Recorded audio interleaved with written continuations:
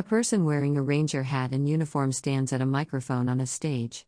Behind them is a dark backdrop displaying text listing various U.S. government departments and agencies. Gentlemen, welcome to the Tent of Many Voices. This tent is part of a traveling exhibit following the Lewis and Clark Trail. We have followed it all the way to the Pacific Ocean, and now we're on the return journey just as they were 200 years ago. So 200 years ago today, Lewis and Clark were standing up in a camas meadow at what is now known as Weite Prairie, and they described how beautiful it is there. This tent, we bring people in to talk about different aspects of the Lewis and Clark story, different parts of the Native American story, or the local history and culture. And at this time, we're pleased to have with us Silas Whitman, and he's going to talk about Nez Perce cultural resources. So let's please make him welcome.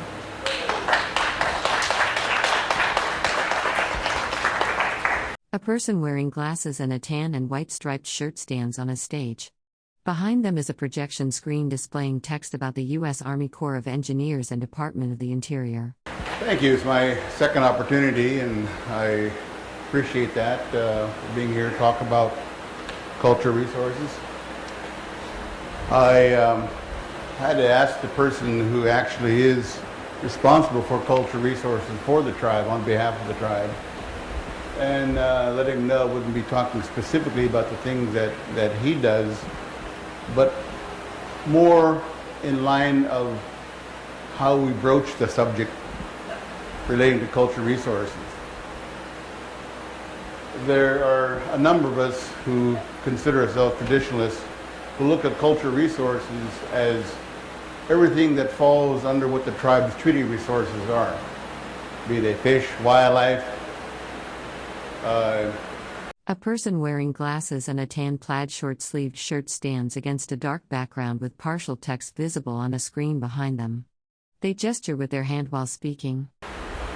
Roots, berries, water, the land itself, all those resources are salient to our culture. That's why we have appended cultural resources to everything that we're responsible for working on. Part and parcel of that is also the identification of our spiritual direction of what we do with cultural resources. Everything has a use and purpose. Originally, every use and purpose and resource had a song. And it also had... A person wearing glasses and a tan and white striped shirt stands at a microphone on a stage, gesturing with their hands while speaking. Behind them is a projection screen with partial text visible, and draped fabric in the background. An approach that would be put together on a yearly basis. Our year is comprised basically of 13 months, predicated on the seasons. And the last group that I spoke with, I emphasize, if you can imagine in your mind, a wheel. Within that wheel is life, or as we tell ourselves, the center of the earth where we live, where we feel comfortable, where we protect. As a matriarchal society that is dependent upon the females in our society providing everything for us. As we move through that, the wheel is fed more or less. I remember Alan Slickboo Sr., I see juniors here, telling me fish was the oil that made the wheel go around. And as they came in, that started life as we knew it. It was interesting talking with a lot of the elders that are gone now and asking for their counsel and their advice and their wisdom about how we would approach that. They said, you have to follow it. As it makes the wheel move, you're supposed to walk along that path. And as you encounter those things that are necessary, that support and nourish and enrich your life, each one has a purpose.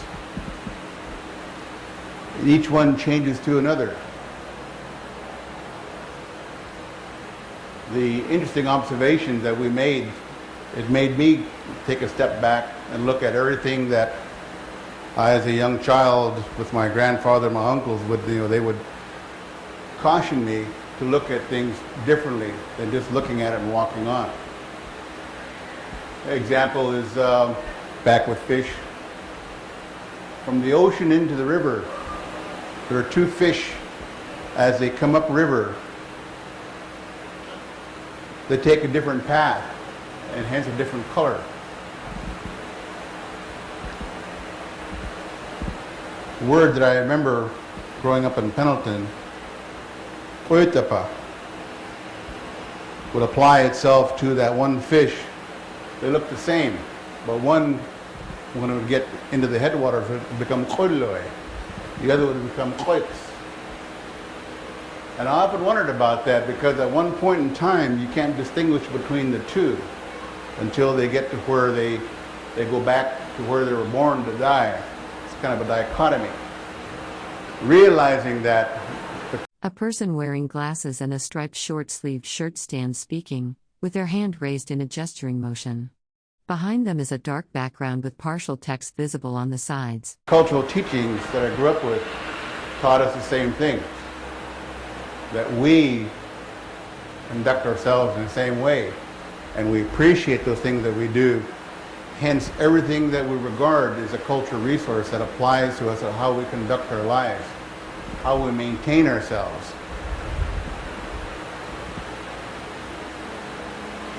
The use of cultural resource today is probably the bellwether, if you will, of how we conduct ourselves as people. As a Nez Perce or the Nimipu, we conduct ourselves according with those things that have brought us into this world, whether it's through our name or the deeds we do or the path in life that we choose. As long as it revolves within that circle, the things that we do within there are how we engage and how we are going to be treated when we conduct ourselves into the afterlife. The example there I used with my own mother. Mother was ready to go. She said, I lived a long life. I'm tired. I've seen everything within the circle. I've seen it all and I'm tired. So, okay, Mom. We'd sit and talk real late at night. I went on a trip and I came back and I heard Mother was really sick. My sisters, our four sisters, got jealous of the fact that she was ready to go and said, you can't leave us, Mama. You can't. So they got in, they cooked up the medicine, did what they had to do. And I got back and Mom was at home and she said, I was ready to go and they wouldn't let me go. Now I'm going to suffer. And I remember that. I am going to suffer. I said, geez, Mom, you're preaching to me. And he said, well, everything that I've seen, now I got to go back through. And if I do things right, maybe I can see all those things again. But why? I'm tired. So I thought about that, and that was a real important cultural teaching because you never, she said, if I get somewhere, you pull that plug. Remember, I don't want to suffer. And I thought about that. And to me, that's kind of a direction of how you want to conduct yourself. You don't want someone to continue to, fuss over you while you're suffering. The thing is, with animals. And I often wondered about the people that got... A person wearing glasses and a green and tan striped short-sleeved shirt stands indoors, gesturing with their hand while speaking. Text visible in the background references departments and management. In the old days, I'd ask my Patsa at Kamiai, Janet Ezekiel, I'd ask her, where did these people go that used to take care of? They just went? Yep, they just went. Finally, I asked my mother, she says, tell me more about these people. She says, well, what they teach them is that after their journey is complete, if they have touched everything around them, then they're able to leave and they're comfortable with that. And these little old ladies that my mother said that she used to see, they would sleep on the floor in my grandmother's house. One blanket. And I asked her, who were they? She said they were orphans. Said they were orphans from the war. Nobody wanted them. They came back. All their people were gone. Nobody take care of them. And so they would stay there, and Mom said one day they'd be gone. Because they're taught that when their time comes, with your dignity intact, you go out. And so that was amazing to me that still occurred, in the 20th century. But there are many things. Culturally, we try to impose out on each other in a way of saying, look at these things and how you conduct your life.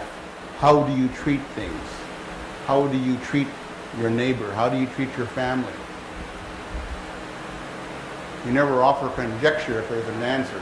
You give an answer, one way or another. There's no in-betweens. So as I told the group the other day, life within that circle would be a blessing if we were able to follow that in a way that originally it was maintained. I had a long discussion one day with Elmer Paul, Whiskey Paul. He just showed up. And when Alan Pinkham was the chairman, he was saying, make sure you grab these guys and talk to them. Just talk with them and see what they're going to give you in order to press on and move with developing a program that you need. Elmer was kind of quiet. He wouldn't say a lot unless you pushed him. He just came in one day into my office and sat down in a chair and flopped there and was looking at me, giving me that glare he was famous for. I said, Tua, what do you want? What's up? And he said, okay, I want to talk about my treaty rights.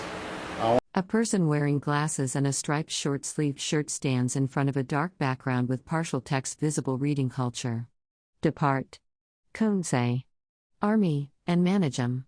They appear to be speaking or presenting. I want to talk about fish. I want to talk about something. You need to know something. Okay. But to 1 minute, he says, let me call one of the biologists in here and listen. Well, who is he? I don't want to say. He says, no, he's a fish doctor. He's a doctor of fish. Oh, okay, have him come in. So Ed is an older gentleman, pretty well respective of our ways. I told him, says, don't write things in front of him. If you're going to ever learn a lesson, put it up here. Listen to it. Listen to it, and I'll help you later on. Elmer proceeded to talk about when he was a little toddler, about how he would ride in a buckboard as far as it would go up the Clearwater, then up to where the Selway came in. Apparently there was just about only so far they could go. Then he'd go with his grandmother and his aunt on horseback, and they would go clear up what's called the Magruder Corridor, up on top by horseback into the Bitterroots. Each time they would go to a certain stream or location, they would have fish they would catch, roots to dig, berries to pick, and they would continue to go on. They would drop clear down into the Salmon River, come down, hit the Snake River. By the end of the year, when the snow would fly, they'd be at Lewiston, coming back up the Lapway. And he was telling us, because that was his last trip that he took back then, that things have changed now. But he gave us the names of all the locations, the fish and everything. And Alan Sitpu Sr., he verified all those places for me. We conducted one other interview after that. That's all we got. After that, Elmer wouldn't say anymore. But within that, he felt the need of identifying within that circle all those things that we did to conduct our lives. And we wondered at that because we don't do those things anymore. We see that. People tell us. Some things maybe will never be attainable anymore. But there are other things to do that will substitute for that.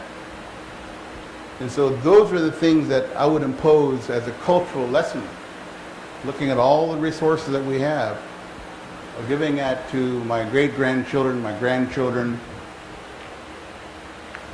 seeing if they will pick that up and learn. I don't know about my children, if they're going to retain it or not, because they've been in society a little too long. And that's the danger part.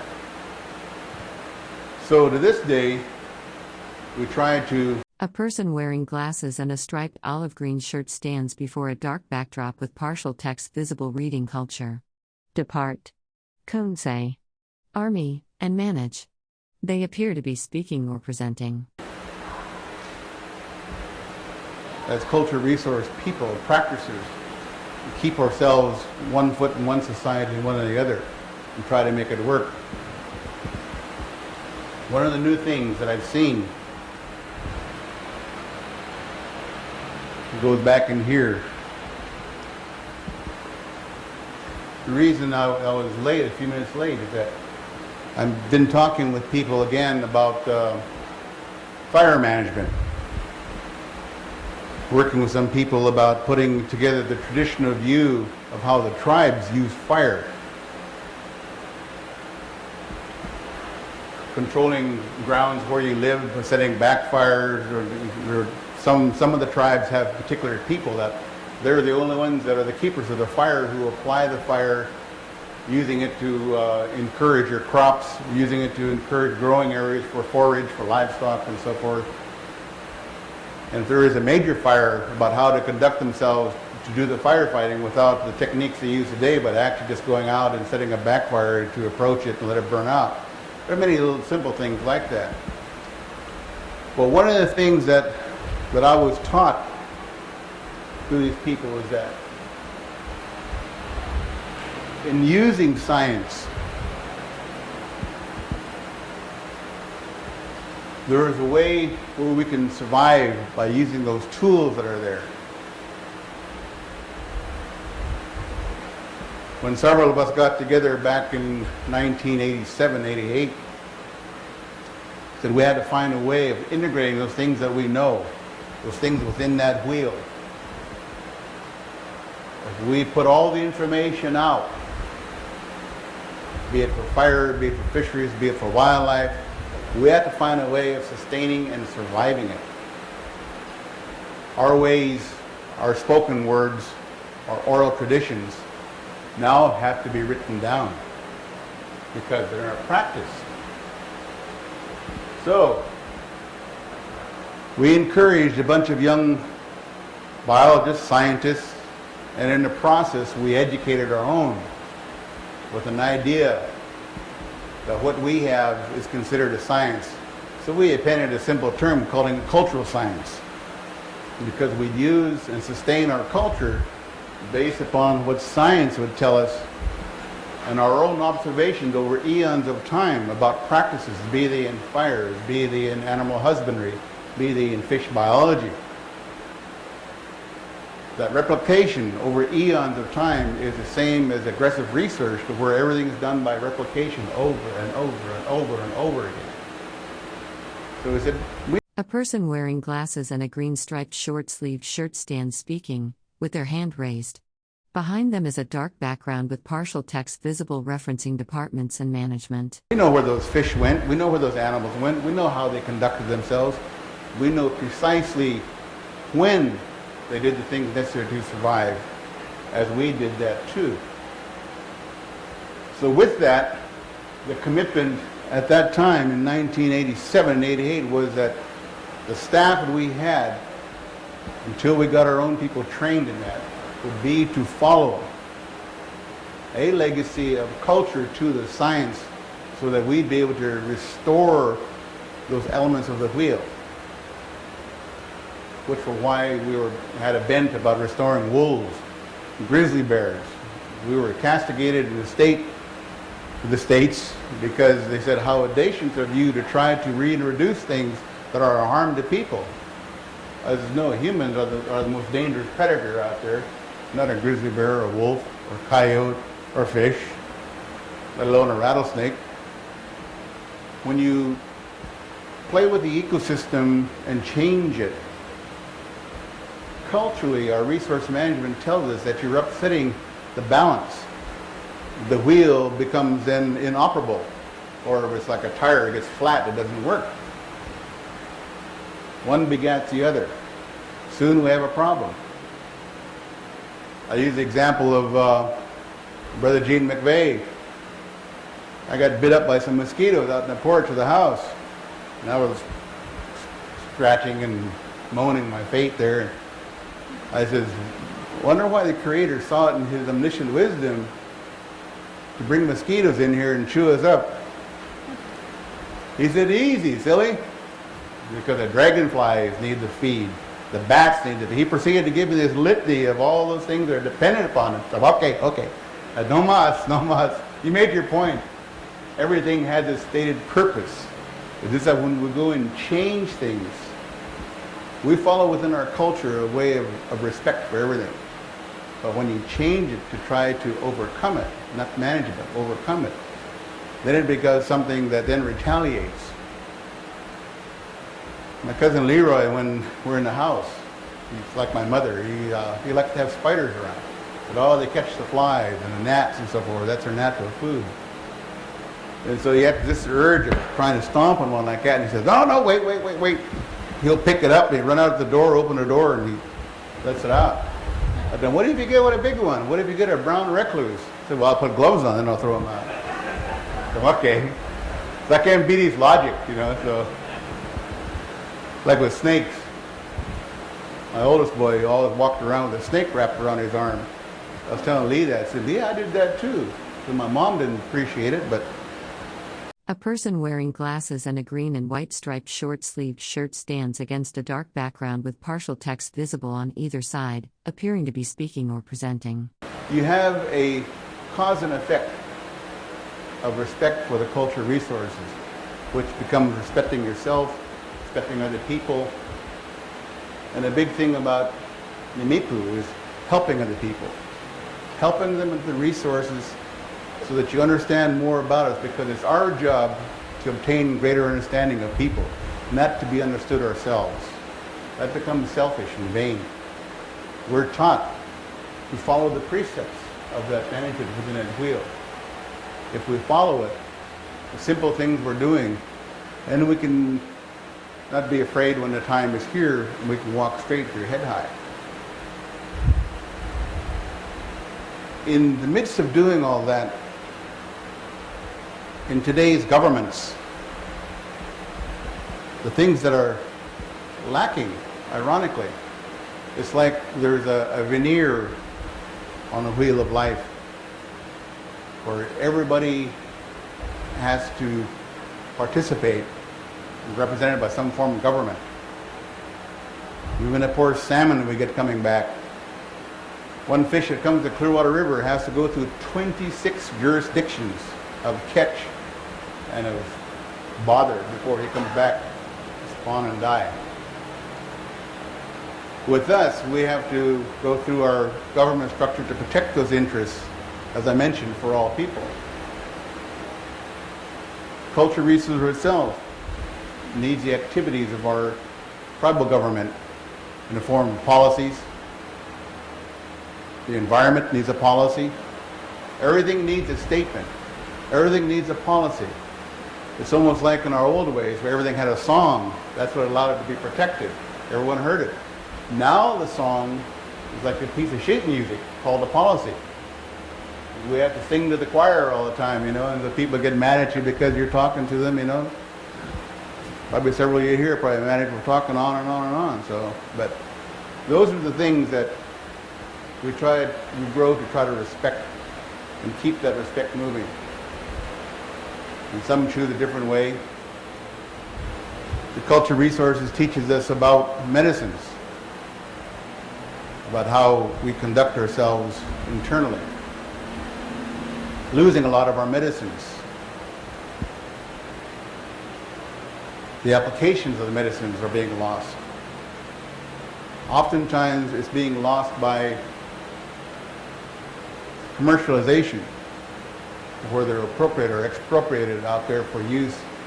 And we go out and we share that with people to go out to help themselves, and all of a sudden it ceases to exist because somebody... A person wearing glasses and a striped shirt stands against a dark background with partial text visible on the sides. They appear to be speaking or presenting, with one hand raised. Else's greed wants to put it on the market and sell it.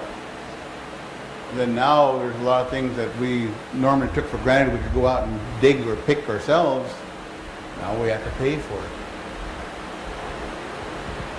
The danger point there, when you try to share with something, somebody always finds a way that they want to use it, and they prostitute the very action that you have. So the cultural resource people have an unenviable job trying to protect that. Even to the point of our own bones of our ancestors. Those are for sale, apparently. So as we look at that, the people that work in this field specifically have a huge, tremendous obligation. And it's one that sometimes is a thankless job. If you're managing the whole apparatus of all the resources, the cultural resources, it's an ongoing teaching job because you're having to learn all the time. You're learning and you're learning and learning. And sadly, a lot of it is done without benefit of having your own language to interpret it, or to actually, in our way, maybe one term, one saying can encompass 4 or 5 different things. So hopefully that in the promotion of cultural resource management is that we're going to be able to revive and keep those things going to where, besides the respect of the resources, that we respect ourselves and start learning different things about our own language, our own histories. My grandfather used to tell me, same as my father said too, be sure, do not repeat history. Don't be ignorant of your history, otherwise you're bound to repeat it. And right now we're running out of things that we can lose. So, with that, I'd like to questions if anyone would have anything to ask.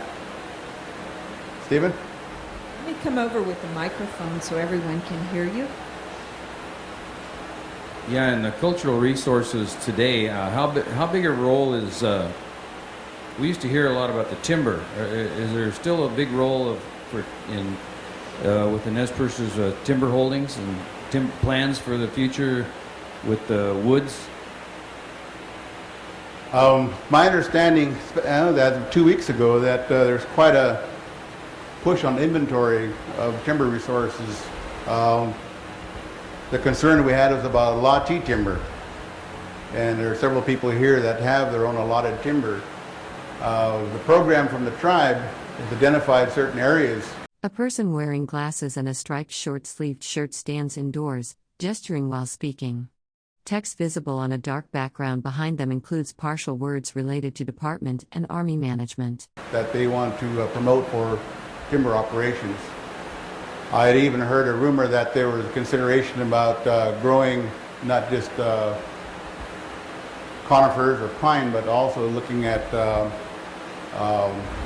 paperwood, whether it's cottonwood or poplars. That's a big money market area, and there was actual interest of trying to see if that was something that they could do. Right now, as I understand, that discussion about that market is still up in the area. And identifying the lands to do that, that's something critical. You said that your children were in society too much, and your grandchildren and great-grandchildren would be more apt to absorb all these things. When did the American Indian really come out and be part of society with their thinking? Was there a time, like when you were young or when you were a little bit older, or what? Well, the several individuals maybe took a different path there's been a history of our several older people that went on and got higher education degrees and so forth. One that comes to mind, Dr. Finney. He had a lot of say in how things were set up that we're working on today. We're just talking about Dr. Hayes back when we were coming back from Fort Hall.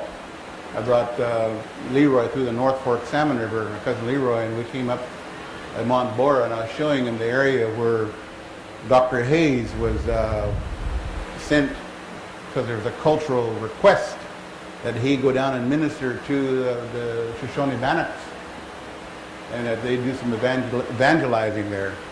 So he and others rode by horseback down from Kamiah, down past Mont Bora into Fort Hall. And Dr. Hayes, even though he's an educated man, highly educated, his administration was done with these people at home. Dr. Miles is another one. All these people had seen these different things about what they needed to do. The promotion of the education was based upon when the turn to the resources would occur. The stuff with fisheries, again, as an example, because I was there quite a bit, but getting the biologists trained to come back and do the work. The foresters, those kids that went to school that got the forestry degrees. People in enforcement getting formal degrees, coming out and doing that. In business, there's certain times going through the new period of the tribe from. A person wearing glasses and a green striped short-sleeved shirt stands indoors, gesturing while speaking.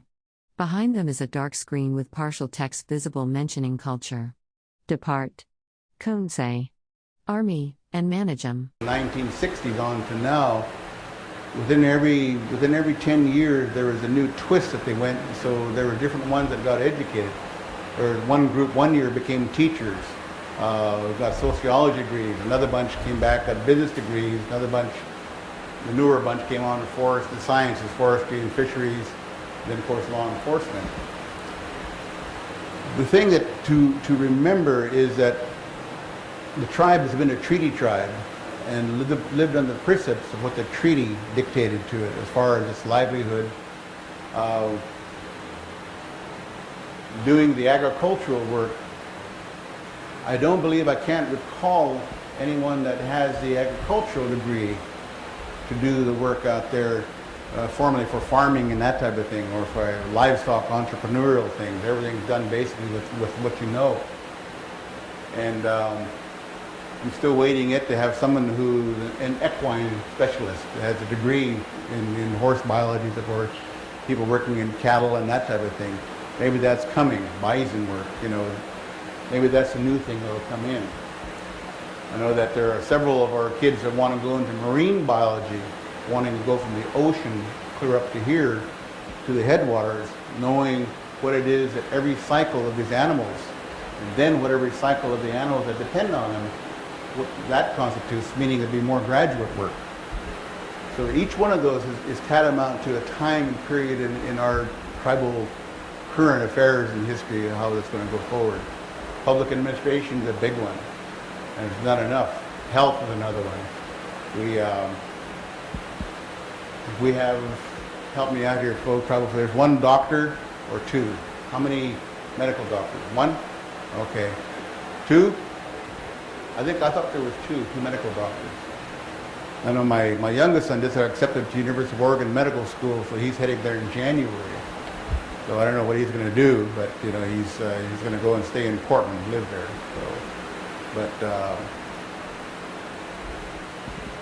most of these kids that are going on, I call them kids, that a lot of them have taken jobs with the tribe or with agencies, getting what's called technician skills, meaning they want to know a little bit about how we can do things with support biology. What are the technical aspects, of the degree area they're working in? And then from there, it's a stepping stone for them going back up into school and getting a higher education degree. The tough thing is trying to get them encouraged to go in to take their graduate work. A lot of them get a 4-year degree, but anymore it takes, what, 6 years to get a 4-year degree? so by that time, A person wearing glasses and a striped short-sleeved shirt stands indoors, gesturing with their hand while speaking.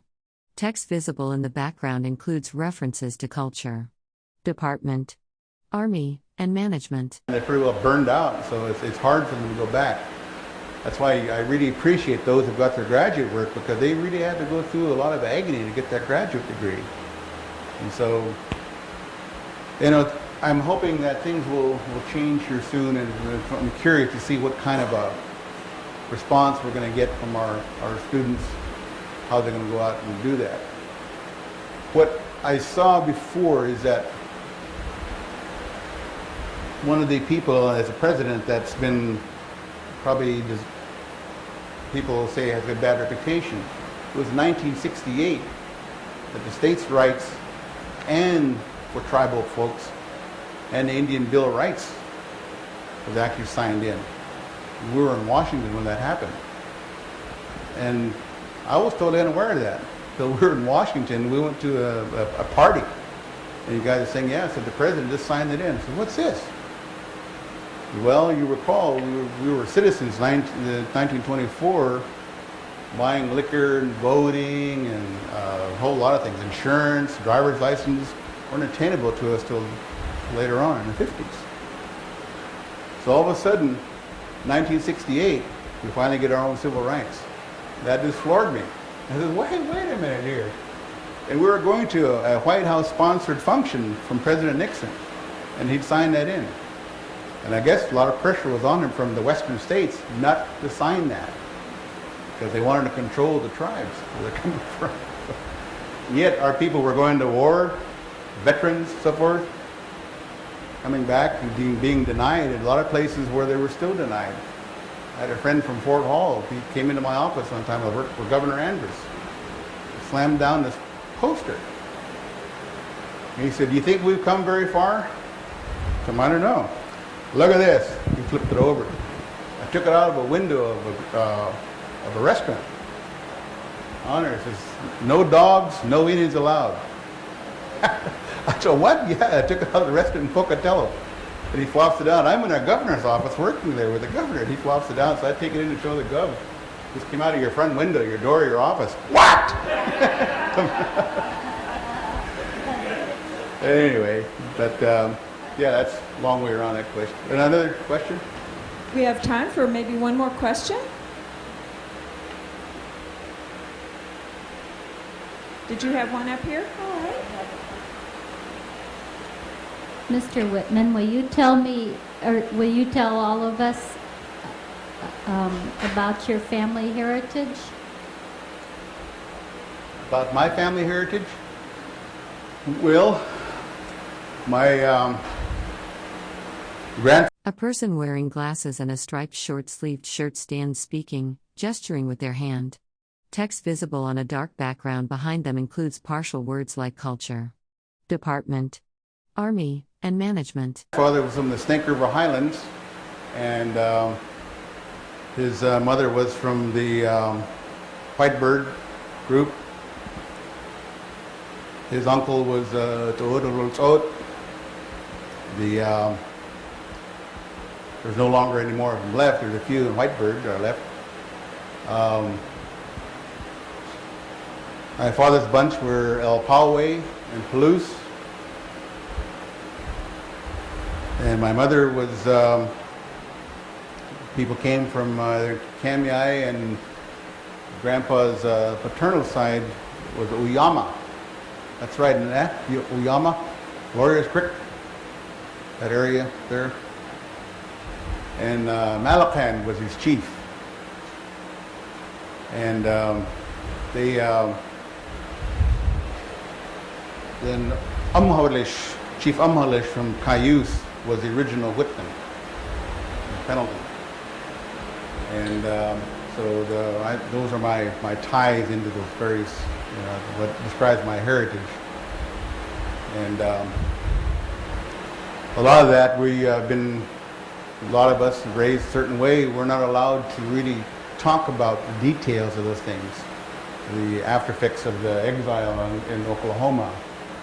People that were left in Montana buried, others that survived in Canada, and some never came home. One of the lessons that I learned from my mother, she and her brother, younger brother, they had to go to Canada, to Pincher Creek, Fort McLeod, to visit their people there in Canada. And my grandmother was married to a blood man from that area, Fort McLeod. They had to go across the border. This is the 1920s, I believe. As Nez Perce, they weren't allowed to go back and forth. So they went there and they went to a teepee, a tent. And they were told, you stay here. You can't leave. You stay here. Don't talk to anybody. But they couldn't speak any English. They could only speak Nez Perce. And so different people would come in to speak to them in their own language, and they'd want to know about different families. What's so-and-so doing? How many kids they have? What are the kids' names? And they couldn't figure it out because they're little. Well, who are these people? We don't even know who they are. But they were coming in. They knew the families they did. They were in exile. And so a lot of the people probably that are here have different family members that went at that time up into Canada and stayed there. And anyway, at the end of that, Mother said that they left and they had to catch a ride back to Kamiai with a Chinaman who was a trader. And they came back on a buckboard. A person wearing glasses and a green striped short-sleeved shirt stands against a dark background with partial text visible on either side. They appear to be speaking or presenting. But she never forgot that, is that among our people, our numbers were quite high in population until in the aftermath of the war, they were very low.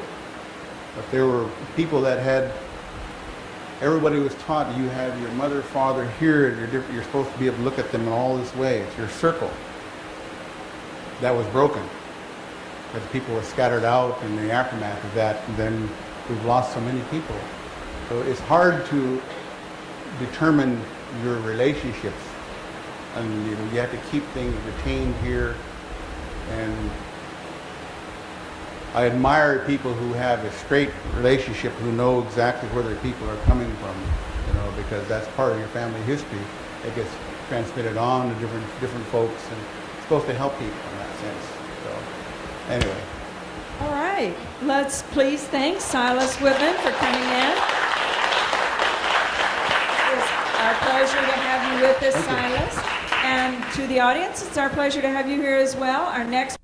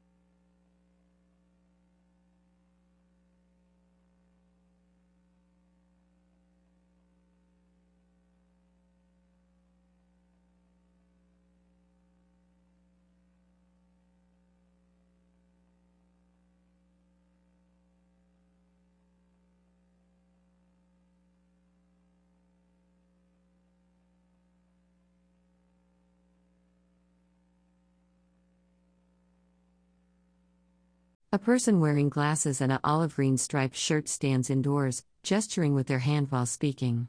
Behind them is a dark background with partial text visible mentioning departments and management.